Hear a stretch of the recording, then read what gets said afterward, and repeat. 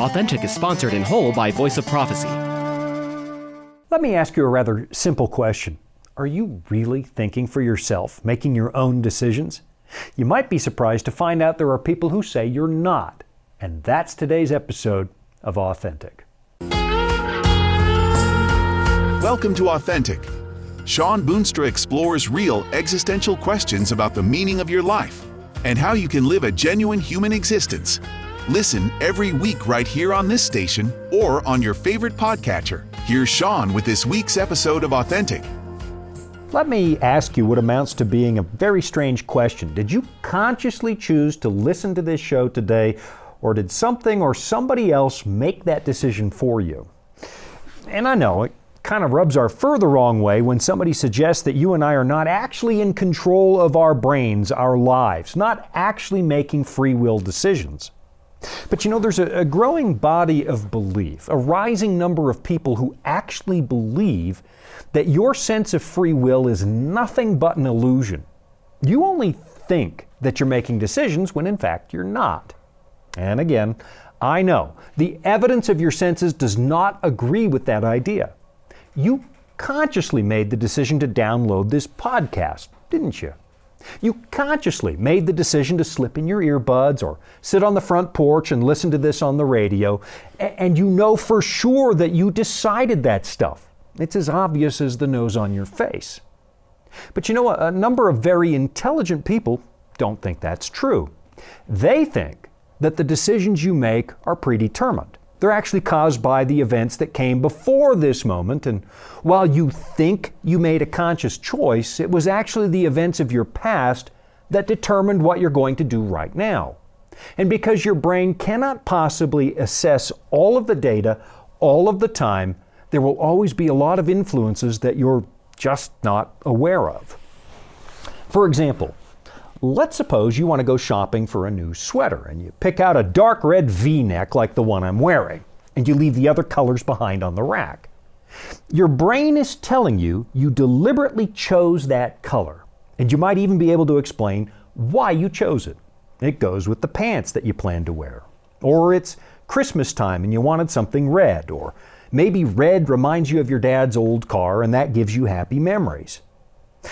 But can you really assess every bit of data that went into making that decision? Back in 2011, the author Sean Nichols published a piece in Scientific American dealing with the issue of free will, and he describes the problem like this. He writes, "Imagine a universe in which everything that happens is completely caused by whatever happened before it. So what happened in the beginning of the universe caused what happened next, and so on, right up to the present. If John decided to have French fries at lunch one day, this decision, like all others, was caused by what happened before it." Now, of course, that seems completely ridiculous. Of course, John made a conscious decision to eat French fries, and of course we're in charge of our lives. We might not be able to choose what happens to us over the course of a lifetime, but we can certainly choose how to respond. Or can we? Not according to some people. Back in 2003, Benjamin Libet accepted a major prize for his work in neuroscience. And what he discovered was that when you decide to do something, the brain actually fires a few hundred milliseconds before you became aware of making that decision. So in other words, it looks like your neural network is making the decision before you do, and you only think you willfully did it. Of course, if that's true, the implications are staggering. It would mean that you're acting subconsciously all the time. Of course, his findings raised a lot of eyebrows because it runs completely contrary to everything we think we know. And it creates a problem when it comes to holding people accountable. After all, you can't really discipline a wayward employee if he or she isn't actually choosing to misbehave. And how do you sentence a murderer to life in prison if he didn't actually have a choice in the matter? Naturally, the theory has a lot of critics, and some people have pointed out that the equipment Libet was using for that experiment might have created the impression that the subconscious brain fires first. And it might just be the case that we can't actually measure precisely what happens when. It all comes down to the equipment you use and its ability to capture accurate data in real time. Given the limits of our understanding about brain science, it may just seem to us that subconscious decisions happen before you think about them. And you've also got to ask yourself, what else aren't we seeing? Because while we monitor certain activities with our scientific equipment, it's entirely possible that we're missing processes that we know nothing about. We're not even looking for them. Now, personally, I think the real problem that I have with this idea is that it seems to fly in the face of everyday human experience. I mean, everything we have ever known about what it means to be human involves the idea of conscious choice. Of course, that doesn't mean we've been right all this time, because sometimes what science reveals ends up being stranger than fiction. For example, consider the now famous double slit experiment, which I'm sure you heard about in high school, at least if you were paying attention. It's that experiment where light passes through two small slits and creates an interference pattern on the surface behind it. It's exactly what you'd expect, and it's kind of like dropping two stones in a pond and watching the ripples start to overlap. The valleys and peaks of those tiny little waves begin to cancel each other out, and they create a distinctive and recognizable pattern. And shining a normal light through those two slits produces exactly the same pattern.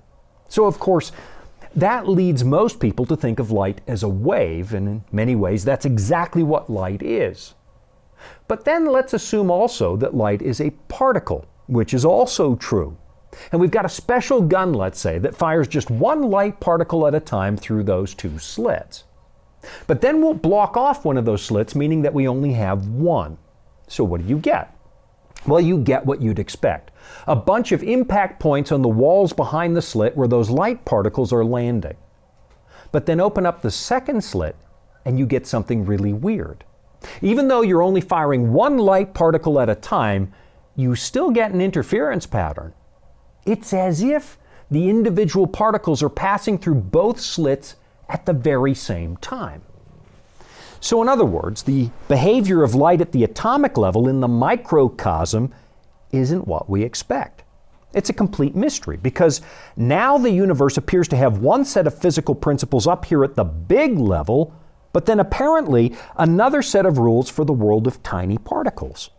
So, welcome to the wonderful world of quantum mechanics, where particles appear to change behavior if we watch them, and where particles separated by vast distances seem to be able to communicate with each other at speeds faster than that of light. It defies our expectations. So, the idea that free will must exist because it seems obvious, well, it doesn't necessarily mean that's the way the universe actually is. But still, I'm going to mount a bit of a protest, because the idea that we have absolutely no freedom, no real moral agency, well, it undermines everything we know about what it means to be authentically human. And now, I'm going to make a conscious decision to take a quick break so that you can take advantage of some really amazing resources from the good people at the Voice of Prophecy. I'll be right back after this. Life can throw a lot at us. Sometimes we don't have all the answers. But that's where the Bible comes in. It's our guide to a more fulfilling life. Here at the Voice of Prophecy, we've created the Discover Bible Guides to be your guide to the Bible. They're designed to be simple, easy to use, and provide answers to many of life's toughest questions. And they're absolutely free. Sign up at BibleStudies.com today and start your journey of discovery. This is Authentic with Sean Boonstra and the Voice of Prophecy. The idea that you and I have no free will is often called determinism, as in, all your actions are already determined for you, even if you think you're making conscious decisions. And maybe one of the most significant names when it comes to deterministic thinking is the Dutch Jewish philosopher Baruch Spinoza, a man who lived and wrote during the 17th century. He was descended from a long line of Portuguese Jews, and of course, by the time we get to the 15 and 1600s, a lot of Jews from the south of Europe were looking for a new place to live because of the Inquisition. So it's no surprise that a man like Spinoza was born in Amsterdam, because in the 17th century, The Dutch Republic was about the most tolerant society in Western Europe. In fact, a lot of the English dissenters, and we've talked about them on other shows, a lot of English dissenters who were being persecuted for their beliefs in England were also living in the Netherlands, including people like John Locke and the Pilgrims and other people who left England to find just a little bit of intellectual freedom. But of course, even though the Netherlands was famously tolerant and honestly an inspiration to other people longing for freedom, in spite of that, Spinoza experienced more than a bit of trouble when his synagogue in Amsterdam rejected his ideas and excommunicated him back in 1654. From that point on, he had to earn his living as a lens grinder, which likely led to his early death at 45 because of all the dust from glass that he inhaled on the job.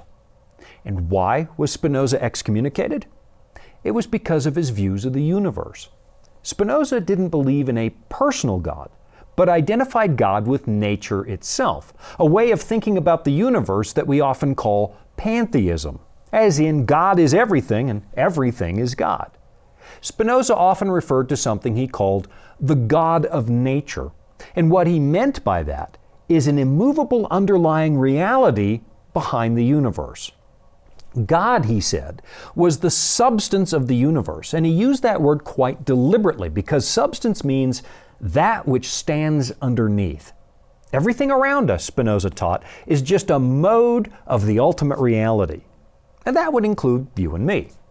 We are just seemingly individual expressions of that ultimate substance, but our individuality, he argued, is really an illusion. Of course, that perspective was decidedly unwelcome at the synagogue because both Orthodox Christians and Jews insisted that God is not identical with the material universe. The Bible teaches that God is transcendent and personal. He exists in his own right, quite apart from the creation. But that's not what Spinoza believed, and so the synagogue became worried that their otherwise tolerant Christian neighbors and charitable Dutch hosts might actually turn against them. So they offered to pay Spinoza an annual salary to keep his mouth shut. But when they failed to secure his cooperation, they just kicked him out of the synagogue. Now, if you actually want to read Spinoza's philosophy, you're going to have to set aside a little bit of time, especially if you want to read the Ethics, which is easily his most important work. Not only is this really dense material that will demand a lot of your attention, it's also written in a mathematical style, as if philosophy can be discussed with geometric precision. In the spirit of the famous mathematician Euclid, Spinoza's philosophy was presented as a series of definitions, axioms, and proofs. So, it's not exactly a relaxing read, but it has been influential enough that it's probably important to make a note of his basic ideas and what they imply about the nature of human free will. Basically, Spinoza didn't believe that free will exists. He said that the universe is based on an immutable law, the law of nature, which he also referred to as God in a very impersonal sense. He taught that you and I are just being carried along without any real freedom to choose. This is really the ultimate work of determinism. And if it wasn't such brutally tedious reading, I'd be tempted to read a little bit of this to you. But I think I'll spare you the boredom and try to give you a thumbnail sketch of what it says. In essence, Spinoza believed that everything that is and everything that happens, well, everything's exactly the way that it's supposed to be, and there's nothing you can do to change that. The law of nature is simply the law of nature, and there's nothing you can do to fight against that. The best we can do is understand our place in the world and harmonize our thinking with the law of nature if we want to find greater happiness. The idea that we can actually make choices, though, well, Spinoza said that's not possible, except for the matter of how we choose to think about life. Now, to help make sense of this, we should probably make a note of the fact that lots of other prominent thinkers were saying there's a fundamental difference between your mind and your body. There are two separate and distinct realms, which are the physical and the spiritual.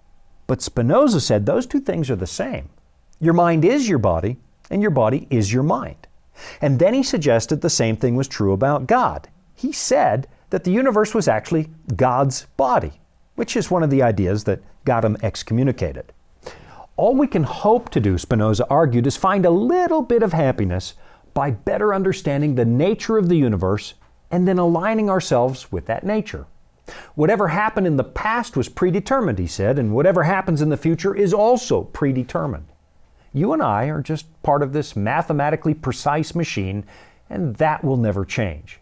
You are not free to change things, and everything you experience is the product of unseen causes that drive you.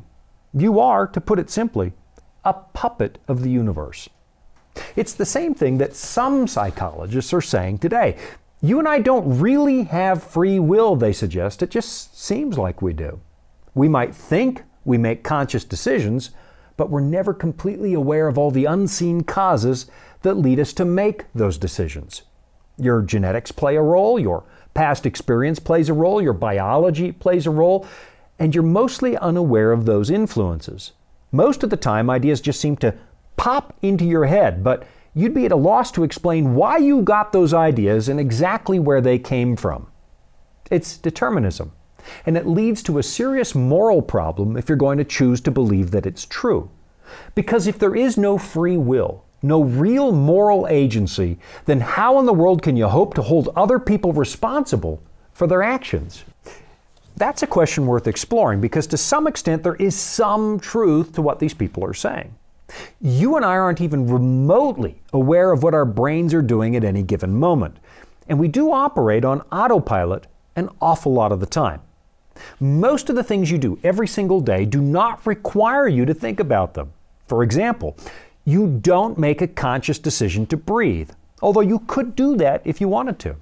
And you don't make a decision to digest your food or blink your eyes. Those things just happen automatically. And that's a good thing, because if you did have to make a conscious decision about every little thing your body does, right down to the cellular level, well, that would make a mess of you, and you'd be incapable of actually living. So instead, most of what we do happens in the background of our brains, leaving us free to make decisions about the big stuff, the stuff that goes into living an authentic human life. Now, what determinists will tell you is that your conscious decisions are also happening on autopilot and you're being deceived into thinking that you're making those decisions. But that's exactly where the determinists and the Bible part company. What I find in the Bible appears to be a more realistic view of human moral agency. It seems to match our actual experience better than this idea that we're all just puppets having our strings pulled involuntarily. And the Bible does agree that a lot of what you choose to do in this life is the product not of deliberate rational thought, but of unseen influences taking place in the background. Let me show you what I mean now, from the words of Jesus, where he says, "For out of the abundance of the heart the mouth speaks. A good man out of the good treasure of his heart brings forth good things, and an evil man out of the evil treasure brings forth evil things."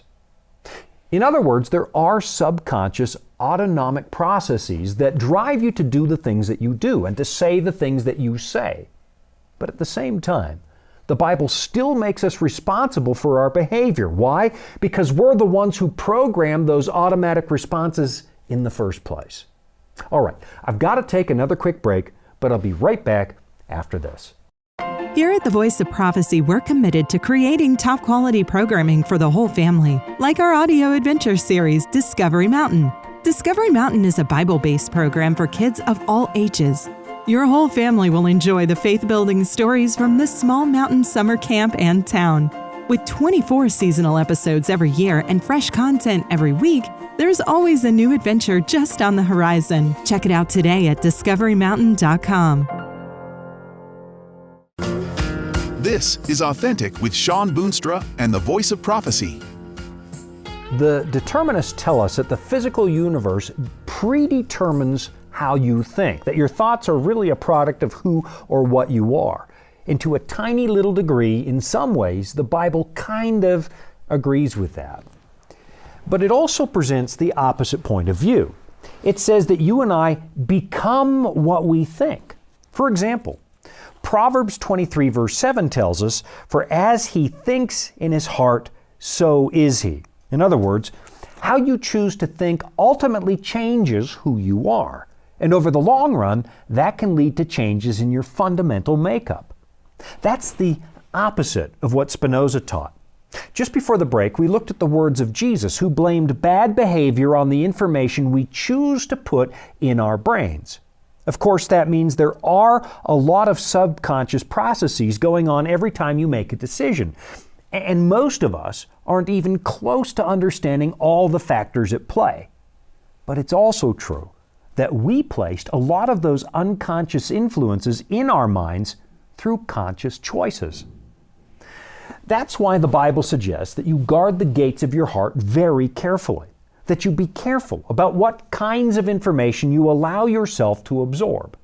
Because at some point, that information is going to resurface, and it will become an unconscious factor in the decisions you're making in the future. And yeah, it can feel like you're helpless and being driven by uncontrollable instinct, which is why Jesus said in John 8, verse 34, that whoever commits sin is a slave of sin. It's why David said in Psalm 101, I will set nothing wicked before my eyes. I hate the work of those who fall away. It shall not cling to me. Sometimes it might seem like you don't have a choice, that you're being carried along by forces that are out of your control. But that's because you already made a choice a long time ago. And now you've programmed your brain to do the same thing over and over and over again. So, while determinists say that free will is an illusion, I want to suggest that it's the other way around. Determinism is the illusion. You are not necessarily locked into the life that you have, and you do have the power to make real choices.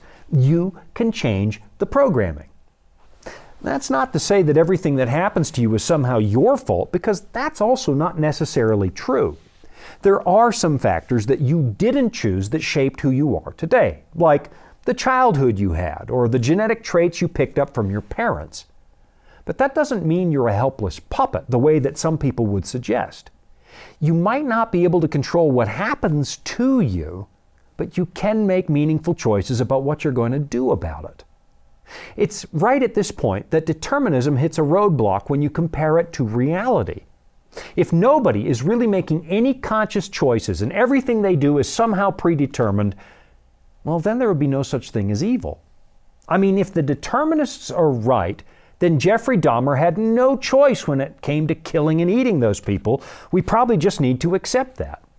And of course, I have no doubt that Dahmer suffered from environmental influences, that he was somehow a product of his childhood experience. But to suggest that he had no choice but to commit those crimes? Do we really want to believe that?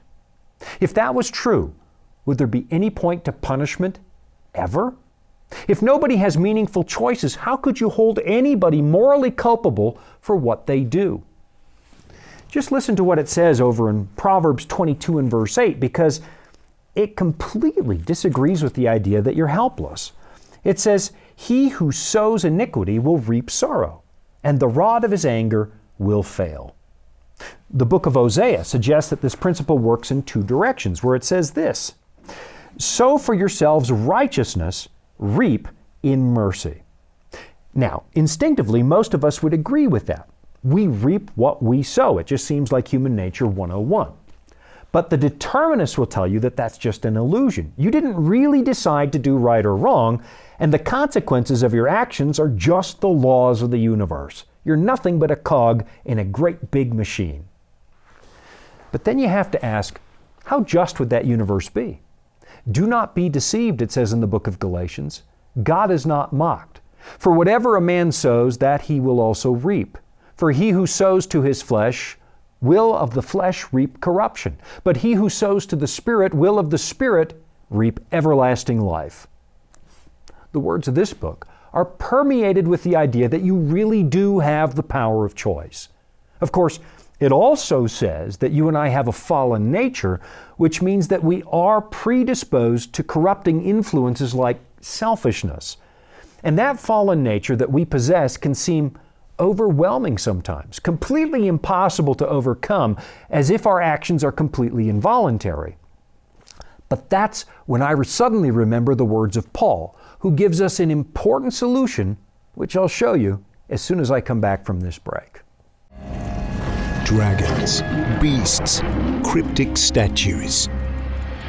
If you've ever read Daniel or Revelation and come away scratching your head, you're not alone. Voice of Prophecy's free Focus on Prophecy guides are designed to help you unlock the prophetic mysteries of the Bible and deepen your understanding of God's plan for you and the world around you. You can study online or request them by mail. Visit BibleStudies.com and start bringing prophecy into focus today. Welcome back. It's Authentic with Sean Boonstra and the Voice of Prophecy. In the book of Romans, there's a famous passage I'm sure I've read to you before, but in the context of studying free moral agency, I think we should look at it again. Here's what Paul says. I find then a law that evil is present with me, the one who wills to do good. For I delight in the law of God according to the inward man. But I see another law in my members, warring against the law of my mind, and bringing me into captivity to the law of sin which is in my members. O wretched man that I am, who will deliver me from this body of death? I thank God through Jesus Christ our Lord.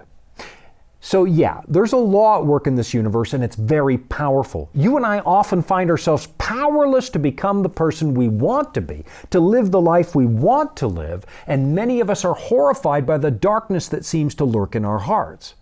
Our fallen nature seems completely impossible to beat, and so in that regard, I'd have to give Spinoza high marks. There is some kind of force that carries us along, determining the choices we make. He called that God or nature, but the Bible calls it sin. And if you have no moral choice at all, then there is no such thing as sin. There is no such thing as holding people accountable, not if they can't help it. But the way the Bible talks about sin, it's not okay. Even though sin is an overwhelming force, a very dark influence on your thinking, there is a way out. Who will deliver me from this body of death, Paul asked. I thank God through Jesus Christ our Lord. You might actually be powerless to change who you are, to change the way you think. But I can assure you God is not. Look, I really respect the work of Spinoza, particularly when it comes to his views on the importance of religious and personal liberty. And he was obviously smarter than me.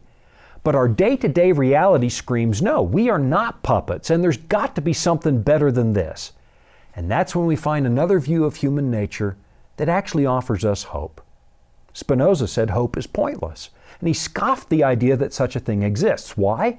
Because he thought there's no way to change the future. But this book disagrees, and it doesn't just offer hope, it offers an awful lot of it.